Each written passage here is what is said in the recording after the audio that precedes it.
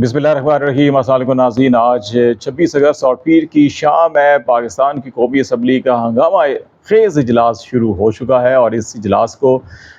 2 हफ्ते जारी रखने के ऊपर असूली तौर के ऊपर इत्तफाक़ किया। जो बिज़नेस एडवाइजरी कमेटी होती है, जो स्पीकर की सदारत में तमाम पार्लिमानी पार्टी के लीडर इसमें शरीक होते हैं, और उसमें इजलास में फ़ैसला ये किया गया कि इस कौमी असम्बली के इस सेशन को, इजलास को 2 हफ्ते जारी रखा जाएगा। और इसमें बड़ी हंगामा खेज़ कानून साजी जो है वो मुतवक्के है। हुकूमत अगरचे तरदीद कर रही है ऐसी तमाम खबरों की कि कोई भी आइनी पैकेज नहीं ऐसा आ रहा, लेकिन कानून साजी के ज़रिए जो है कि कुछ न कुछ आला अदालतों के अंदर जो है कि वो तब्दीलियाँ करने की जो ख्वाहिश इस वक्त भी हुकूमत के अंदर मौजूद है। और बहुत से हुकूमत के अपने लोगों का ख्याल है कि उस हवाले से मुसव्वदा कानून भी तैयार किया गया है कि किस तरह से हाई कोर्ट के जजों को एक हाई कोर्ट से दूसरी हाई कोर्ट पे हुकूमत जो है वो ट्रांसफ़र कर सकेगी। और इसी तरह से चीफ जस्टिस ऑफ पाकिस्तान की तकर्री के लिए 3 या 5 जो सीनियर तरीन जज हैं उनमें से इंतखाब करना जो है कि हुकूमत का इख्तियार मुकर्रर किया जाए। ये एक्ट ऑफ पार्लियामेंट के ज़रिए तजवीज़ किया जाएगा। पहले ही रोज़ इजलास के आगाज़ में ही अच्छी खासी गर्मा गर्मी हुई है, अपोजिशन ने वॉकआउट भी किया है। लेकिन ये इसके साथ साथ जो अहम डेवलपमेंट है इसी सारे मामले के साथ जुड़ी हुई है, वो है आज बड़े 3 अहम cases supreme court of Pakistan और इस्लामाबाद हाई कोर्ट के अंदर जो है वो नज़र आए हैं। और उसके अंदर जो कोर्ट का मूड है वो भी आपको नज़र आएगा। जो हम चीज़ें आपको बयान करेंगे कि किस अंदाज में हुकूमत और इस्टेब्लिशमेंट एक तरफ है और हायर जो जुडिशरी है वो एक सिमत के ऊपर है। हायर जुडिशरी जो है वो आइन और कानून की बालादस्ती के हवाले से जो है कि अपना किरदार अदा कर रही है और हत्तुल इम्कान कोशिश कर रही है कि इदारों को, हुकूमत को आइन और कानून के अंदर रहने पर मजबूर किया जा सके। लेकिन दूसरी तरफ जो हुकूमत और इदारे हैं वो इस वक्त जो आइन और कानून से मावरा अपनी मर्जी और मंशा के मुताबिक मुल्क का निज़ाम चलाना चाहते हैं। यही वो बुनियादी वजह है जिसकी वजह से इस वक्त अदलिया पार्लिमान या अदलिया और हुकूमत या अदलिया और इस्टेब्लिशमेंट के दरमियान जो है कि आपको एक रिफ्ट की, सादम की, तनाव की, खिंचाव की सूरत हाल नज़र आ रही है। और बहुत से लोग हमें सवाल भी पूछते हैं, मैसेज करते हैं कमेंट्स के अंदर, वीडियो के ऊपर भी, कि ये सूरत हाल है क्या, इस वक्त जो है कि होगा क्या, या अदलिया के अंदर जो है कि ख़ास तौर के ऊपर इमरान खान के केसेस के हवाले से लेकर जब उनकी बात की जाती है कि उनकी जान को ख़तरा भी है, तो इन सारी चीज़ों को लोगों के अंदर एक तशवीश की लहर पैदा होती है। लेकिन इस वक्त हम आपको 3 केसेस जो हैं कि वो बताएंगे, और ये तीनों केसेस बराह रास्त जो है कि एक तरफ इस्टेब्लिशमेंट है,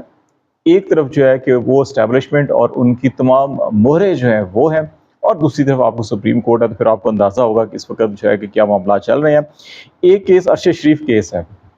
आपको सबको मालूम है कि अरशद शरीफ शहीद के ख़िलाफ़ पूरे पाकिस्तान के अंदर बैक वक्त कई शहरों में एक जैसे ही मुकदमात दर्ज किए गए, और फिर अरशद शरीफ ने इस्लामाबाद हाई कोर्ट के अंदर एक दरख्वास्त दायर की थी कि उनको तमाम मुकदमात की तफसीलात फराम की जाए और फिर उनको हिफाजती ज़मानत दी जाए। और साथ ही ये कहा गया था कि उन तमाम केसेस को यकजा किया जाए, क्योंकि एक ही नौइयत के इल्ज़ामात हैं, एक ही प्रोग्राम था जिसके ऊपर मुल्क भर में मुकदमात किए गए। और उसका जो है कि आज तफसीली फ़ैसला जारी हुआ। जस्टिस मोहसिन अख्तर कियानी साहब ने ये जारी किया फ़ैसला।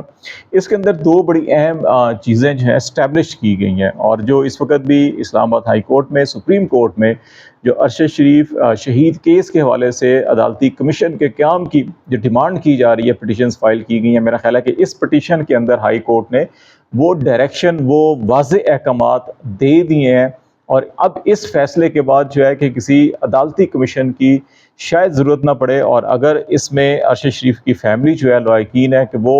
जो जर्नलिस्ट की प्रोटेक्शन और उनकी जो प्रोटेक्शन ऑफ जर्नलिस्ट और मीडिया प्रोफेशनल्स का जो एक्ट बनाया गया था 2021 के अंदर, उसके अंदर एक ये चीज़ मौजूद है कि वो खुद बज़ाते खुद जो है कि एक कमीशन होगा और उसके पास जो है सिविल कोर्ट के इख्तियारात होंगे, और किसी भी सहाफ़ी को या मीडिया प्रोफेशनल को ज़बरदस्ती उठाया जाता है, उसके खिलाफ मुकदमात झूठे किए जाते हैं, या उसके खिलाफ जो है कार्रवाई की जाती है, या उसको जो है कि जिस तरह से इमरान खान के बारे में कहा जा रहा है कि जबरी मुकदमात और जबरी सज़ाएँ हैं, तो इस किस्म के अगर सहाफ़ियों के खिलाफ इक़दामात किए जाते हैं तो सहाफ़ी जो है कि उस कमीशन से रजू कर सकते हैं, और वो कमीशन जो है कि अदालती तहकीकात जिस तरह से होती हैं उसी तरह से तहकीकात करके अपनी फाइंडिंग तैयार करेगा। और फिर कंपनसेशन, अगर किसी को जबरी तौर के ऊपर उठाया गया या किसी के खिलाफ झूठी कार्रवाई की गई है तो कंपनसेशन करेगा। और इसी तरह से अगर किसी को कत्ल कर दिया गया है तो उसके हवाले से भी जो है कि वो अपनी एक तो लवाहिकीन को कंपनसेशन भी और अपनी रिकमेंडेशन भी पेश करेगा। तो इस फैसले में भी 2 चीज़ों को, एक इस चीज़ को इंडोर्स किया गया कि پورے ملک کے اندر کسی ایک وقوعے کے اوپر متعدد مقدمات یا FIR غیر قانونی، اور اس کے اندر بے شمار ہائی کورٹس کے اور سپریم کورٹ کے فیصلوں کا حوالہ دیا گیا کہ یہ غیر قانونی اقدام تھا. اور اس قسم کے اقدامات کے اندر اگر کسی کے خلاف، کسی ملزم کے خلاف بھی اگر کوئی مقدمہ درج ہو جائے تو پھر اس کی حفاظت کرنا، اس کی حفاظت کو یقینی بنانا جو ریاست کی ذمہ داری ہوتی ہے، اس کے اندر یہ کہا گیا. اور پھر یہ کہا گیا کہ ارشد شریف کے خلاف جس انداز کے اندر مقدمات بنائے گئے، یہ جو ہے کہ ارباب اختیار نے اپنے غیر قانونی طور کے اوپر اس کو ہراسمنٹ کا کیس بھی ہے اس کے اندر. تو اس میں یہ کہا گیا کہ اس کی فیملی جو ہے کہ وہ جو جرنلسٹ کا جو پروٹیکشن کے حوالے سے اور میڈیا پروفیشنل کا جو پروٹیکشن کے حوالے سے ایکٹ ہے، اس کے تحت جو ہے کہ کمیشن سے رجوع بھی کر سکتے ہیں اور وہاں سے کمپنسیشن بھی لے سکتے ہیں، کیونکہ ارشد شریف کی جس انداز کے اندر جو ہے کہ ان کی شہادت ہوئی، ان کو کلنگ کی گئی کینیا میں، وہ ان کے خاندان کے لیے ایک ناقابل تلافی نقصان اس فیصلے کے اندر قرار دیا گیا. تو یہ براہ راست جو ہے کہ اس میں ارشد شریف کی فیملی نے جو ملزمان نامزد کیے تھے وہ بڑا کلیئر کٹ ہے. اس کے اندر کون لوگ ہیں، کتنے طاقتور لوگ ہیں، وہ ساری کی ساری وہی کیس جو ہے کہ پھر آپ کو عافیہ صدیقی اسلام آباد ہائی کورٹ کے اندر عافیہ صدیقی کیس کے اندر بھی آپ کو یہی چیز نظر آئے گی. جس ارشد شریف کیس کے اندر جو ملزمان ہیں وہی عافیہ صدیقی کیس کے اندر آپ کو ملزمان نظر آئیں گے. یہاں پہ جسٹس اعجاز اسحاق خان صاحب کی عدالت کے اندر یہ کیس تھا، اور یہاں پہ عافیہ صدیقی کے وکیل نے ایک بیان حلفی جمع کروایا. اور وہ بیان حلفی کیا ہے؟ وہ بیان حلفی یہ ہے جی کہ 2003 میں اس وقت کی سندھ حکومت نے عافیہ صدیقی اور ان کے بچوں کو اریسٹ کیا، اور پھر ان کو اریسٹ کرنے کے بعد ISI کے حوالے کیا، اور پھر ISI نے عافیہ صدیقی اور ان کے بچوں کو امریکہ کے حوالے کیا. یہ بیان حلفی دیا گیا ہے ان کے وکیل کی جانب سے، اور ڈیفینیٹلی انہوں نے اپنی جو کلائنٹ ہیں ان کے بہاف کے اوپر دیا ہوگا اور اس کی فیملی کے بہاف کے اوپر دیا ہوگا. اس پہ پھر دو سوالات جو ہے کہ وہ جسٹس سردار اعجاز اسحاق خان صاحب نے جو ہے کہ وہ دفتر خارجہ سے اور حکومت سے دو سوالات کا جواب جمعے کے روز تک طلب کیا ہے. اور اس میں یہ کہا گیا کہ کیا ISI کے پاس کوئی ایسے ثبوت تھے کہ عافیہ صدیقی یا ان کے بچے ان کو مطلوب تھے، یا ان کے خلاف کوئی ایسے ٹھوس ثبوت تھے جن کی بنیاد کے اوپر انہوں نے ان کو اپنی کسٹڈی میں لیا، نمبر 1. اور نمبر 2 کہ کیا ISI کے پاس یہ مینڈیٹ تھا کہ وہ پاکستانی شہری خاتون اور ان کے بچوں کو امریکہ کے حوالے کر سکیں. تو یہ دو سوالات ہیں. اس کے اوپر جو ایڈیشنل ایڈوکیٹ جنرل ہیں اور انہوں نے اعتراض بھی کیا اور کہا کہ جی کہ اگر آپ یہ سوالات اور ایجنسیوں کو اس کے اندر لائیں گے تو یہ اصل کیس جو ہے وہ ڈائیورٹ ہو جائے گا، اور یہ اس کو جو ہے کہ آپ اس فی الحال وقت جو ہے کہ اس کو آپ نہ چھیڑیں. لیکن انہوں نے اس کو مسترد کیا اور کہا کہ نہیں، اب جب معاملہ عدالت کے اندر یہ آ گیا ہے تو پھر اس کو دیکھا جائے گا. اور دفتر خارجہ کے حکام کو بھی اور ان کے وکیل کو جو ہے کہ جسٹس نے یہ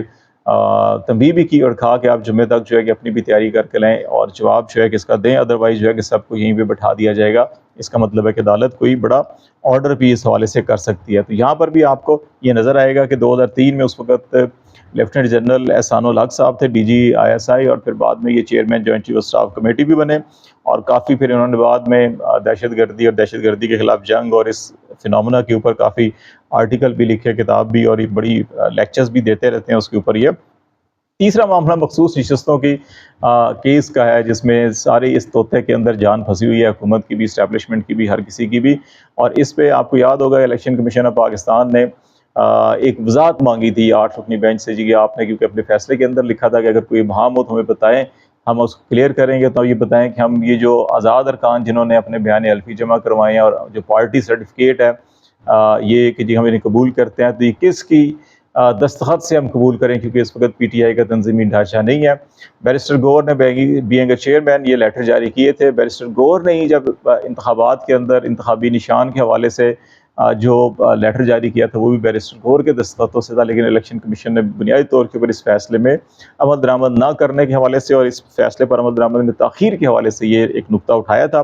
تو PTI نے اس کا جواب جو ہے کہ سپریم کورٹ آف پاکستان میں آج جمع کروا دیا، اور یہ کہا ہے کہ جناب ہمارے الیکشن ہوئے ہیں، یہ اعتراض غلط ہے. انٹرا پارٹی الیکشن ہم نے تیسری بار کروائے ہیں، تیسری بار الیکشن کمیشن نے اس پہ اعتراض کیا ہوا ہے، اور یہ معاملہ الیکشن کمیشن کے اندر بڑا ہوا ہے. اور یہ دستخط انہی چیئرمین نے کیے ہیں جنہوں نے انتخابات کے اندر بھی دستخط کر کے دیے تھے. تو یہ اس کی ایک ایسے موقع کے اوپر جب بالکل یہ خبریں آ رہی ہیں کہ جسٹس منصور علی شاہ جو ہے کہ اپنا وہ تفصیلی فیصلہ جو ہے مخصوص نشستوں کا تحریر کر رہے ہیں، ایسے موقع پر یہ جواب اور پھر اس کے اندر الیکشن کمیشن آف پاکستان کے اس موقف کو مسترد کرنا اور یہ درخواست کرنا کہ الیکشن کمیشن آف پاکستان کے اس موقف کو مسترد کیا جائے اور آرڈر کیا جائے کہ 12 جولائی کے فیصلے کے اوپر جو ہے کہ منوعن عمل کر کے باقی نشستیں میں بھی دی جائیں. تو یہ چیزیں جو ہے کہ مجھے لگتا ہے اب تفصیلی فیصلے کے اندر بھی ایڈریس ہو جائیں گی. تو اس انداز کے اندر جو حکومت یہ پلاننگ کر رہی ہے، جو ہم نے سٹارٹ کیا کہ قومی اسمبلی کا ہنگامہ خیز اجلاس جو ہے کہ وہ شروع ہو گیا ہے اور اس کے اندر قانون سازی ہو سکتی ہے، تو آئینی ترمیم تو شاید نہ ہو سکے. اگر یہ 42 ارکان بھی پی ٹی آئی کو مل جاتے ہیں تفصیلی فیصلے کے ساتھ، تو پھر تو اگر جے یو آئی مل بھی جاتی ہے 8 ارکان نیشنل اسمبلی میں اور 5 ارکان سینٹ میں، تو 2/3 میجارٹی سینٹ میں تو شاید حاصل ہو جائے گی، کیونکہ وہاں پہ اے این پی اور آزاد جو 3 ارکان ہیں وہ بھی حکومت کے ساتھ شامل ہو سکتے ہیں. لیکن قومی اسمبلی کے اندر جو ہے کہ 2/3 میجارٹی ملنا جو ہے کہ وہ مشکل دکھائی دے رہی ہے. تو اس لیے جو جوائنٹ سیشن کا آپشن رکھا ہوا ہے وہ بیسیکلی جو ججز کے حوالے سے، عدلیہ کے حوالے سے، ججز کی ٹرانسفر پوسٹنگز کے حوالے سے جو ترمیم ہے کہ ان کو ابھی ایک آپشن رکھا گیا کہ اگر کسی فلور سے یا کسی جگہ سے اس کی جو ہے کہ کوئی مخالفت ہوتی ہے، کچھ بھی معاملہ ہوتا ہے، تو جوائنٹ سیشن کے اندر اس کو لا کر اور وہاں پر بھی کیا جا سکے. ادروائز یہ نیشنل اسمبلی سینٹ سے بھی سادہ اکثریت سے کروا سکتے ہیں، صدر صاحب اس پہ دستخط کر سکتے ہیں. تو یہ اس وقت ساری کی ساری پلاننگ چل رہی ہے. لیکن نیشنل اسمبلی کے محاذ کے اوپر سپریم کورٹ اور ہائی کورٹ کے اندر اور 3 بڑے اہم جو ہم نے کیسز بتائے، ان تینوں محاذ کے اوپر حکومت کو ایک آج اچھا خاصا دھچکا لگا ہے ان کے موقف کو. اب یہ دیکھتے ہیں کہ اب جوابی وار حکومت کی طرف سے اس پہ کیا ہوتا ہے. وہ جب جواب آئے گا تو مزید چیزیں کھل کے سامنے آئیں گی. آج تک کے لیے اتنا ہی. خالد جمیل کو اجازت دیجیے. اللہ حافظ.